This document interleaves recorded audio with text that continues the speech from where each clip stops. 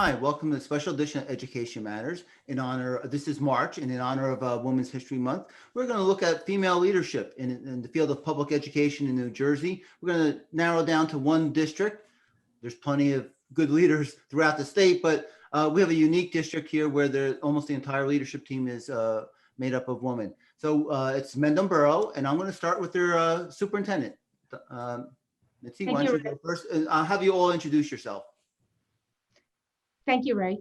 I'm Mitzi Morillo. I'm superintendent of Mendham Borough School District, and I will begin my 8th year in May. Hello, my name is Felicia Kicinski. I'm the school business administrator, and I've been here a little over a year, about a year and a couple months, year and 3 months. Good afternoon. My name is Beth Cocuzza. I'm the president of the Board of Education. This is my 9th year on the Board of Education, and I've been president for 6 years.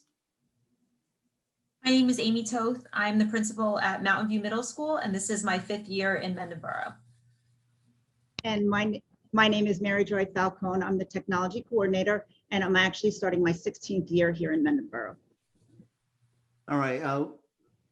Public education has a lot of, the teaching force is about 70% female. But sometimes when you go into a field of leadership, you have to decide. There's a moment in your career somewhere where you say, I think I can do that. And how did that come about for you? And is it a little bit different if you're a female as opposed to a male? Mitzi, why don't we start with you? So I heard from a superintendent years ago that you can learn from any leader. You can learn what to do and what not to do. I did have an experience as a teacher, and that's what made me think that I should go into administration and started my master's degree in educational leadership. When applying for the superintendent position, I was actually encouraged by 2 male superintendents that actually said to me, I think you're ready, you should apply. And I applied for the position in Mendham Borough School District. Felicia, did you have something? Yes, I was very lucky to have some great BAs, not only as great role models, but as good teachers. I learned a lot from them. I was always very curious and asked a lot of questions. Before my coming to the school district, my background was in auditing and accounting. But as you know, a school business office is much different than a lot of the other firms. So working with my previous BAs, I got the background that I needed to go into this position. And, I also, have a great, amazing mentor that I call on every now and then for guidance and, direction. Aimee?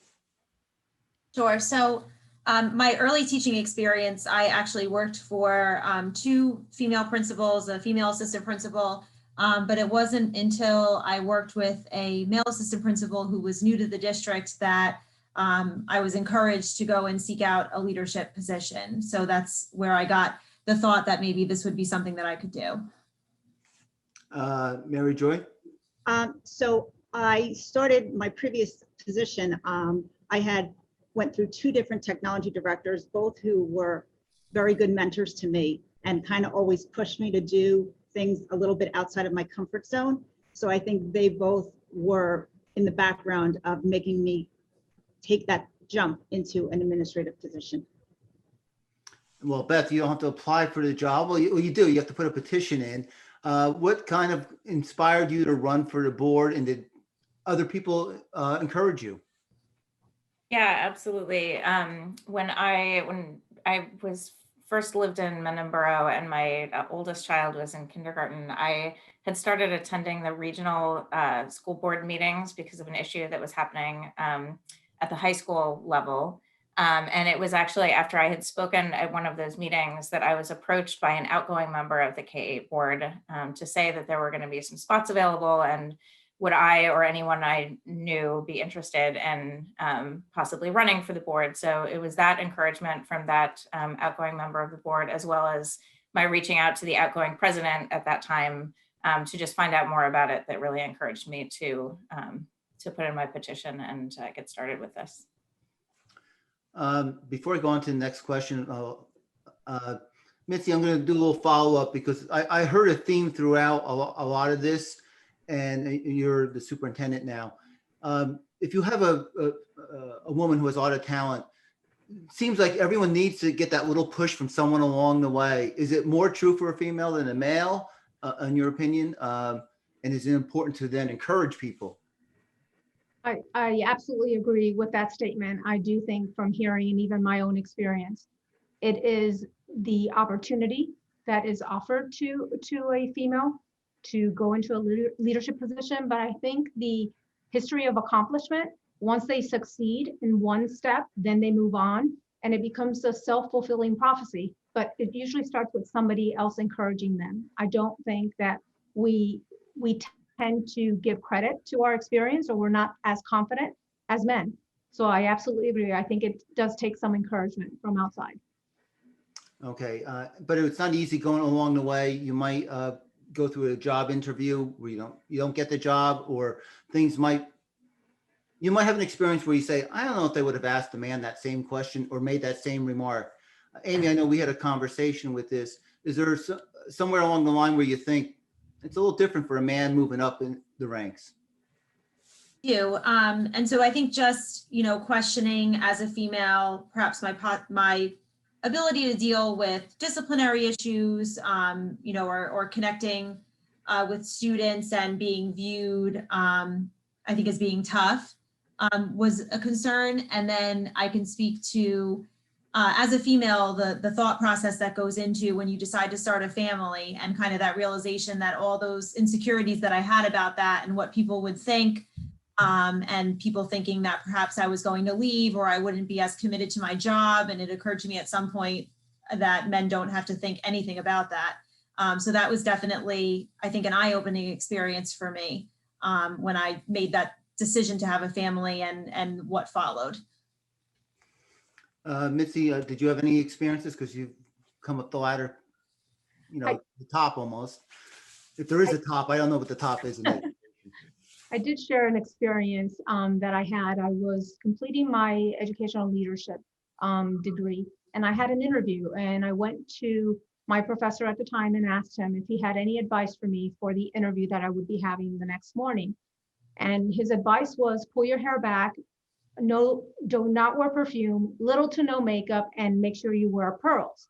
And my initial thought was, what happens if I do get the job? That's not who I am. But there was a perception of what I needed to look like and in order to be considered for a leadership position. And to follow up on your question, it's not just what you wouldn't say to a man, it's sometimes what a man can get away with where a woman cannot. And one example that comes to mind just recently was a superintendent who made a snow day call and actually said that he received feedback from his mother and his wife and decided to change his mind. And although I read it and it was very endearing, I thought if I made a comment and I said, well, I made the snow day call because I asked my husband or my father, I don't think the response would have been as endearing. I think they would maybe consider that my father or my husband should be the superintendent. So I thought that was interesting. And there are times like that I think it's not just what is said, but what is allowed. What is it okay for a woman to say and a man to say may be different. I can tell through all the interviews I went, no one ever told me how to dress. I mean, except for maybe wear a tie. So anyone else have another experience along the way that you would add that's kind of in that field? Okay, so you're all in fields. As I said before, education has, the workforce is mostly female, but there's aspects that are not as dominated by females. So you're all in fields that kind of were dominated by men. You're in this professional associations. Is it different having women there as opposed to like if it was an old boys club? Felicia, what about you? I know you have a pretty big group in Morris County. So, we're in the, I'm in the Morris County ASBO. We have our monthly, BA county meetings. So it's a good mix. If there's a good ratio of men and women, I feel that, the female leaders in the group are very comfortable in speaking out, to just asking and answering questions and giving their opinion, which is very much respected. I feel like men and women maybe have different communication styles. So, and each one is very much appreciated. So I really respect my female peers at these meetings and the wisdom that they bring and the background they bring to the meeting. So it's just, I think the communication styles is just different, but like I said, very much appreciated. Mary Joy, I mean, you're in a field where I don't really actually know too many IT coordinators who are female. You're actually, I think you're the first one I met. So. So I will say that I'm part of a couple of different organizations. NJEC is the first one that comes to mind for me. It's pretty evenly split these days. And I think that women just give a different perspective than men. I go to every meeting that we have, and I enjoy learning from both the men and the women. And I don't think there's any breakdown in that scenario, at least. I mean, it's very even keeled all the way around, which is very nice to see. Aimee, what about the principals? So I think that it's not an even split, but I think that being female, and I don't know if this is common or maybe just my own experience, I think that I always have a concern about being viewed as being boastful or I'm bragging. So when I do share, I think that the men in the group are much more direct in their communication and very willing to question and share ideas. And I want to share ideas, but I also cautious about coming off, like I said, that I'm patting myself on the back, which is not my intent. And I don't know if men feel that way or think about that. So you're saying that's kind of like you're not sure if that's a gender or just you. Yeah. So, okay, Mitzi, what about you? I mean, the superintendents are pretty, it's a good group, and you also have different types. You have, you have K-8 and K-12, or regional high school too. So is there a difference with the genders in the group? I'm very fortunate to be in Morris County. I think there are many, they're great leaders in Morris County, female and male, and I have great colleagues and mentors that I actually created. I have been able to connect with in the superintendency, which is not typical in my other positions. And so I do think that we have some outspoken female leaders in our county and very comfortable sharing our thoughts. So I haven't seen that to be a problem in our association at all. Beth, you're on a board of education, and traditionally they have been split pretty much 50-50. Kind of makes sense if you're doing elections, but that doesn't usually always pan out. Is there a different communication style between men and women on a board of education, at least in your experience? Yeah, I think so. I mean, in my experience, I think I've recognized that women on the board tend to wait to be invited to contribute in conversations, whereas the men are very comfortable, speaking up, speaking their mind. I find that as president, I have to be aware of that dynamic so that I can ensure that everyone on the board has an equal opportunity to contribute to the conversation. So there's that sort of like equity of voice that is something to just pay attention to and notice and interrupt if it becomes too dominant in one direction. And do you, just as a follow-up, do you like, if you see a board member hasn't really spoken up, do you like go back to them and say, look, we haven't heard from you. What are some of your thoughts? Yeah, I will, or even just pause the conversation and say, can we hear from some of the folks who haven't had an opportunity to contribute yet? I think I may have actually done that at our very last board meeting. So just making sure that people have the space if they do have something to share, because sometimes it just takes a nudge to get folks to contribute to the decision. When some of you were coming up, you probably did not see a lot of female principals or superintendents or business administrators. I think it's a little bit more common now. How important do you think it is as a role model, not just for I'm going to go a little, not just my personal opinion, is it important, just as important for the boys to see a female leadership as it is for the girls? throughout their whole school career. Mitzi, we'll start with you since you're the superintendent. I think absolutely, it's important for everyone, colleagues, parents, students, to see women in leadership positions. I have 2 daughters, and I think that has been what I've emphasized as they've been growing up, knowing that they can do, like my parents did for me, we can do anything we set our sights on. And I think that doesn't always happen, again, with the leadership positions.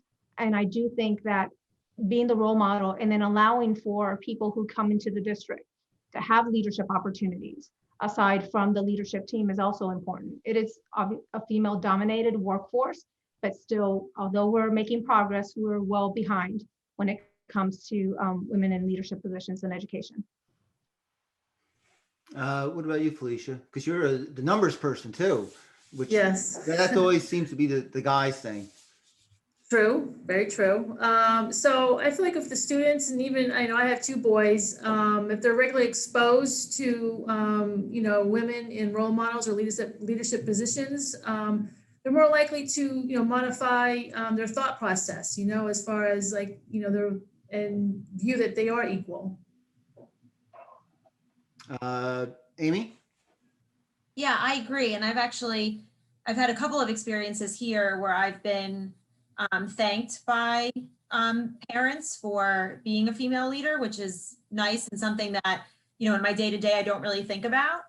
But I think that students being exposed to leadership in different genders and different cultures and races is so important across the board. So I feel just as strongly about female leadership as I do about, middle school students having, male teachers teaching language arts as an example. I think it's always about kind of breaking what we believe to be the norm so that kids get an experience that's diverse. Good point. Mary Joy? So I think it is important. I have a daughter. I also have 2 sons, and they've always seen me working and doing leadership roles in this role here. I think it breaks it down for them. They see both sides. They see how important it is to have women in leadership. My sons see that now. I think it has had an effect on the way they look at things. And my daughter certainly, she's growing to be a strong woman herself. And that's exactly what you want to provide to your kids. And it's nice in the middle school area here that they do see someone they wouldn't actually think of comes in and fixes the computers or takes care of things. So it's good. I think it's good all the way around.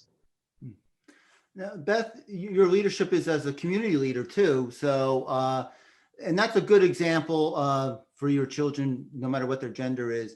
So do you feel that that's important for them to see that women are also community leaders? Yeah, I think so. I mean, I have 2 sons, and I actually have never really talked about that with them. I think that's something that they expect because I've been serving in this type of a role and a leader in my career as well. So I think it's just sort of natural to them, and I think that's the best way is for them to not be surprised by it, to see it as something that is useful and a good thing to do, and is sort of commonplace. They don't view it as a strange thing. And that's probably the goal, so that it's just a normal everyday thing. If you had to give advice to a woman coming up in the field, say she's in college or about to graduate college and wants to go into your sector, what advice would you give them? Mary Joy, why don't we start with you on this one? I'd say that you need to be confident and know that you can do the job. I think you also need to always be willing to learn new things. There's not a day that goes by where you do not learn something new. And it could be in your field, it could be anything. But I think that the knowledge that there's always more to know. There's always more to learn. I think that's very important. And I think that if you keep that with you, you can go a long way. Okay, Felicia? Learn how to embrace challenges because there's going to be a lot of them. So, before becoming a school business administrator, I think it's first to have a position in the business office and to learn how the business office operates. It's the business, being a school business administrator is not something you can just step into because there's not really, anything like it in, the other fields. So, it's just being well-versed in the detailed work, being able to handle everything that comes your way, being very, diverse as far as the type of projects you're going to be having, you need experience on. So, just have the background before you step into it. Know the positions. Try to be an assistant BA first before you become a BA, because there's a lot to it. Mm-hmm. Aimee, I mean, most people who go to the principal's position start as a teacher, so you might have young teachers looking at this, what advice would you give her?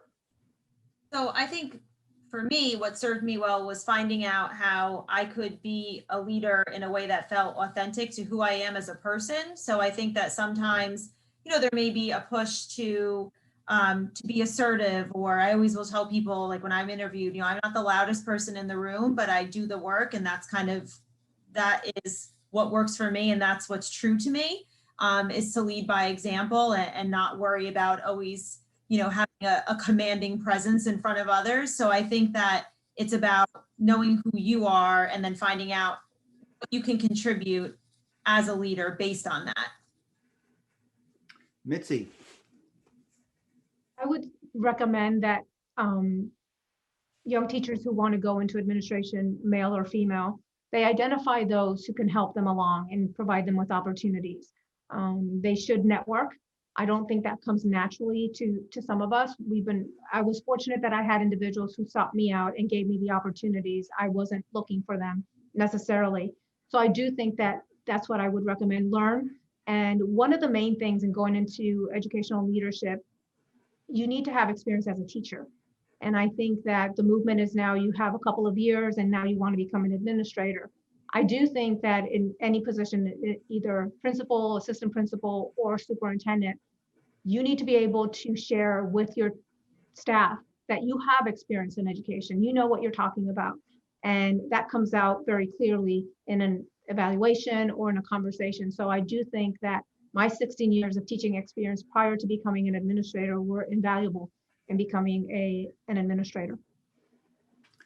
And Beth, the wonderful world of serving on the Board of Education for that big salary, what advice would you give them if they were trying to get involved? And that could be for a male or a female, I think.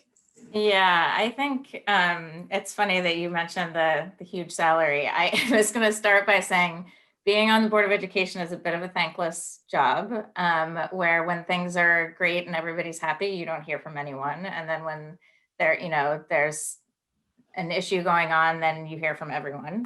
So I think the advice, as with education in general, I would say, I think the advice I would give is to lead with empathy, which I think is one of the valuable contributions a woman in this role can have, is that's a sort of comes naturally, I think, to a lot of women, and to communicate clearly. And then also you have to have a little bit of a thick skin, because you're not going to make everybody happy. And there are times when you're just going to have to understand that people aren't going to be happy with the way things are going, and you have to be okay with that.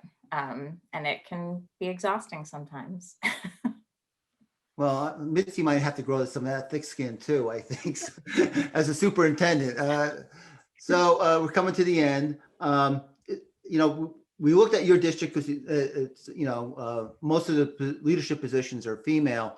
Do you think about that, or did it just occur to you like, oh, I didn't, is it something that you think of consciously? Mitzi, why don't I start with you?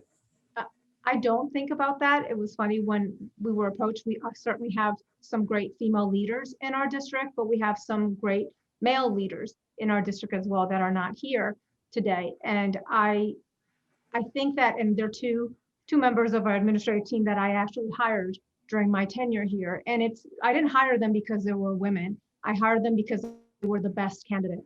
And I think that it's really important that we ensure, certainly provide opportunities and and develop our leaders and develop women, but also make sure that you hire because it's the best candidate, not because they're a woman or a man. Anyone else ever think about it? I think we're all just very high qualified professionals. I think we all work very hard in our field, and you know, I think we all, you know, we try to hire the best candidate. We're 100% professional. So. Okay. Amy, Mary Joy, any final comments? I do think it's good for me at least. I feel more empowered sometimes that I can go and talk to some of the other administrators about ideas or things that we want to do that may not have typically been done before. But that goes for some of the men administrators as well. I can go to both to look for advice or to bounce ideas off of. Okay, so it's like the culture of the school district. All right, that brings us to the end. I'd like to thank the school leadership team here at Mendham Borough School District. I hope you enjoyed the look at the role gender plays in leadership and education in one school district in New Jersey.